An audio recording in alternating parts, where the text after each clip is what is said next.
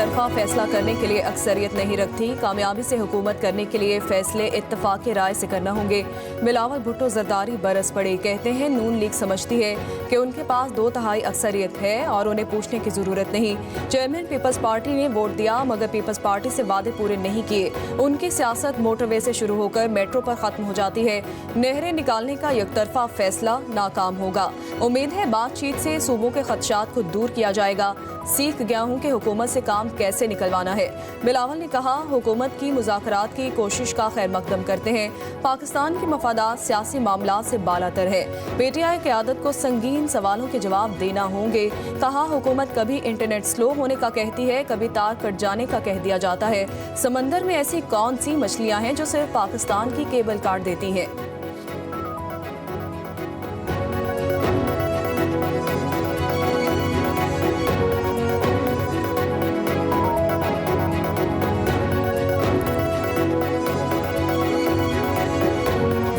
Response नहीं मिलता था, बल्कि बदतमीजी के साथ रिस्पॉन्स दिया जाता था। ये 15 दिन में क्या कोई नुस्खा जो है सामने आया, क्या कोई तवीज आया है? ये मुज़ाकरात क्यों हो रहे? मैं मुज़ाकरात के खिलाफ नहीं हूँ। अगर मैं कोई क़यासराई करूंगा तो हो सकता है इस प्रोसेस को नुकसान पहुंचे। मुज़ाकरात करें, जरूर करें, अल्लाह ताला कामयाब करे, लेकिन ख्याल रखिए रोले ना जाइए किधर। एक बंदा बता दे जिंदगी में किस रिश्ते की उसने वफा की है, वो बंदों को इस्तेमाल करता है। पहले कहते थे गुलामी नामंजूर, अब गुलामी 100 बार मंजूर। 15 रोज में ऐसा कौन सा तावीज़ आ गया कि मुज़ाकरात पर राजी हो गए? अल्लाह करे मुज़ाकरात कामयाब हों, लेकिन ख्याल रखना रुल ना जाना। वज़ीर दिफा ख्वाजा आसिफ का सेमिनार से खिताब। कहा, मुज़ाकरात का मुखालिफ नहीं मगर मुझे मुज़ाकराती अमल के करीब भी नहीं आने दिया गया। जब भी मुज़ाकरात का कहा, बदतमीजी के साथ जवाब दिया गया। कोई बता दे जिंदगी में उसने किसी एक शख्स या रिश्ते से वफा की हो। पीपल्स पार्टी के साथ कभी कभार खड़ाक होता है, लेकिन हमने मिसाल की जमहूरियत का लिहाज रखा हुआ है। कहा, बंदा कैद में हो, मुश्किलात में घिरा हो, मुज़ाकरात की बात करे तो थोड़ा सा ख्याल करना चाहिए। किसी सियासतदान ने अमेरिका के तरले नहीं किए। ये पहला सियासतदान है जो अमेरिका की मिन्नतें कर रहा है।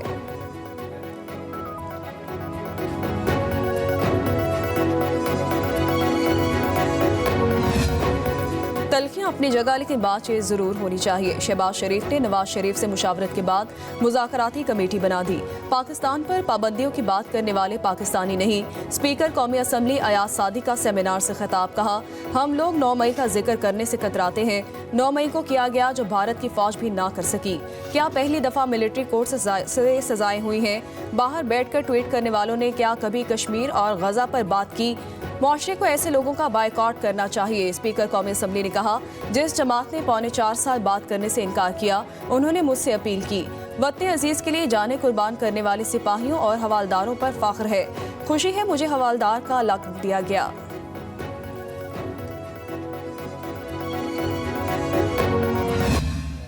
मेरे तो रगों पैर में खून में पॉलिटिक्स है। मैं सियासत के बगैर रह ही नहीं सकता। मैं इस नतीजे पे पहुंच चुका हूं कि पाकिस्तान रिमोट कंट्रोल जमहूरियत से आगे नहीं बढ़ सकती। 3 किस्में हैं। एक तो वो है जो फौजी कंट्रोल है, एक है जब लीडरशिप बादशाह बन जाती है, मैं उसे जमहूरियत नहीं मानता, और तीसरी जमहूरियत वो है जब चंद जज चैम्बर में ये बैठ के फैसला करते हैं कि मुल्क इस तरह चलेगा, ये लीड करेगा, ये जेल जाएगा और इसको अगला हुक्मरान बनना है। जो आता वो कहता मैं अकले कुल हूं, मुल्क मेरी मर्जी से चलेगा। इन मुज़ाकरात से कौम को तवक्कुआत बन रही हैं, उसके अंदर से कोई ना कोई रास्ता निकलेगा। ख्वाजा साद रफीक ने सियासी बहरान के हल के लिए कौमी कमेटी बनाने की तजवीज़ दे दी। कहते हैं मौलाना फजलुर रहमान, हाफिज नईमुर रहमान, शाहिद खाकान अब्बासी, डॉक्टर मालिक बलोच, आफ्ताब खान शेरपाओ, पीर पगाड़ा, चौधरी नसार अली खान समेत दीगर स्टेक होल्डर्स को कमेटी का हिस्सा बनाना चाहिए। ख्वाजा रफीक की बरसी की तकरीब से खिताब। कहा, तवक्को है मुज़ाकरात संजीदा होंगे और कोई हल निकल आएगा। किसी की सियासत को दफन नहीं किया जा सकता। पाकिस्तान रिमोट कंट्रोल जमहूरियत से आगे नहीं चल सकता। हर आने वाला कहता है कि उसकी मर्जी चले। मुल्क आपस की धींगा कश्ती में घिरा हुआ है। आज जिस मकाम पर खड़े हैं उसके जिम्मेदार बानी पीटीआई और साकिब निसार हैं।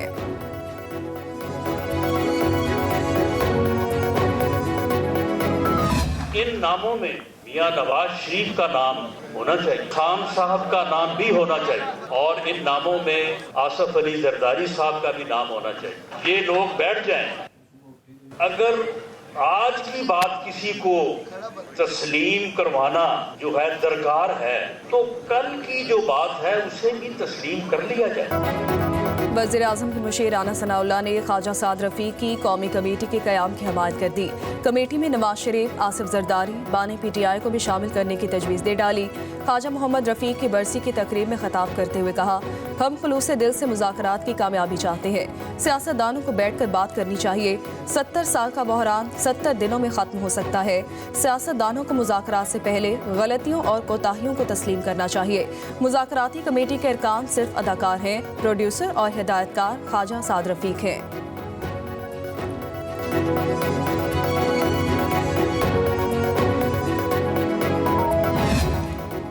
मईशत की मजबूती के लिए सियासी इस्तेहकाम ज़रूरी है। मसाइल के हल के लिए सियासी बैठक होनी चाहिए। वफाकी वज़ीर इत्तलात अताउल्लाह तारड़ की गुजरावाला में मीडिया से गुफ्तगू बोले, अपोजिशन के साथ मुज़ाकरात नेक नियति से चल रहे हैं।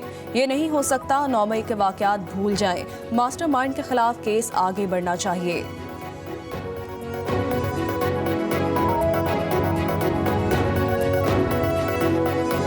कामयाबी और नाकामी इसकी जिम्मेदार कौन होगी?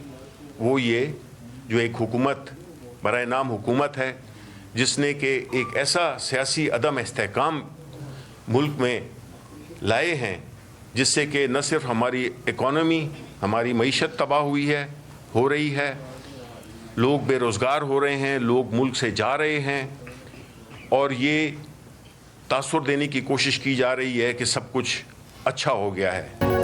एहतजाज हमारा आईनी हक है। हर मसले का हल मुज़ाकरात में है।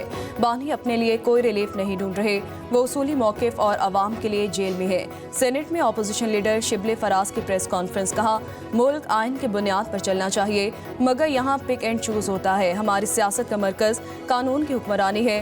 हमारी जिद्दोजहद इसी दायरे में होगी। अदालतों से इंसाफ की तवक्को रखते हैं।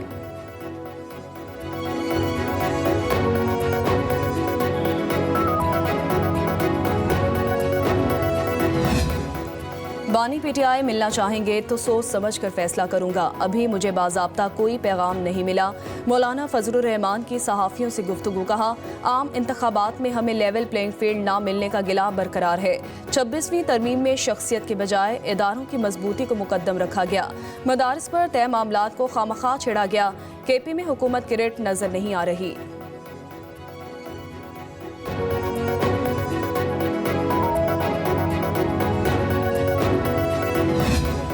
सदर आसिफ अली जरदारी का सक्खर में आलमी मयार का अस्पताल बनाने पर डॉक्टर आसिम को खराज तहसीन, कहा, हैदराबाद में अस्पताल की तामीर के लिए अपनी ज़ाती ज़मीन वक्फ की, वहाँ भी डॉक्टर आसिम से अस्पताल बनवाएंगे। सक्खर की खिदमत ऐसे करेंगे जैसे दीगर शहरों की करते रहे हैं। यूनिवर्सिटी बनाने के खराजात सिंध हुकूमत अदा करेगी। रोहड़ी कैनाल को पुख्ता किया जा रहा है। सालाना बुनियादों पर 15 अरब रुपए खर्च होंगे।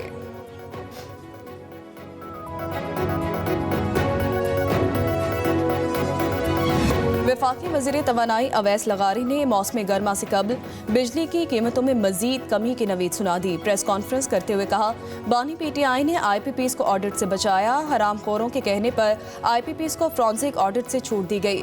PTI हुकूमत के फार्मूला पर चलते तो अगले 10 साल अवाम बिजली की इजाफी कीमत अदा करते। हमने अगले 4 साल में अवाम को बिजली सेक्टर की मुश्किलात से निकालना है। पाकिस्तान को खित्ते में सबसे सस्ती बिजली फराहम करने वाला मुल्क बनाएंगे। बिजली की तकसीमकारी के निज़ाम की निजकारी की जा रही है। 2025 में बिजली की खरीदो फरोख्त हुकूमत की जिम्मेदारी नहीं रहेगी। बिजली की ओवर बिलिंग किसी सूरत कबूल नहीं। मुलव्वस अफसरान के खिलाफ सख्त कार्रवाई होगी। वज़ीर आज़म शहबाज शरीफ का बिजली की तकसीम कार कंपनीज की कारकर्दगी के हवाले से इजलास से खिताब, कहा, स्मार्ट मीटर की तनसीब का काम जल्द अज जल्द मुकम्मल किया जाए ताकि बिलिंग के निज़ाम में शफाफियत लाई जा सके। बिजली तकसीम कार कंपनीज में इनफरादी कुव्वत की भर्ती मेरिट पर की जाए। भर्तियों के अमल में शफाफियत पर कोई कोताही बर्दाश्त नहीं की जाएगी। वज़ीर आज़म का बिजली की तकसीम कार कंपनीज के चीफ एग्जीक्यूटिव अफसरान की तैनाती के अमल में सुस्त रवि पर तशवीश का इजहार।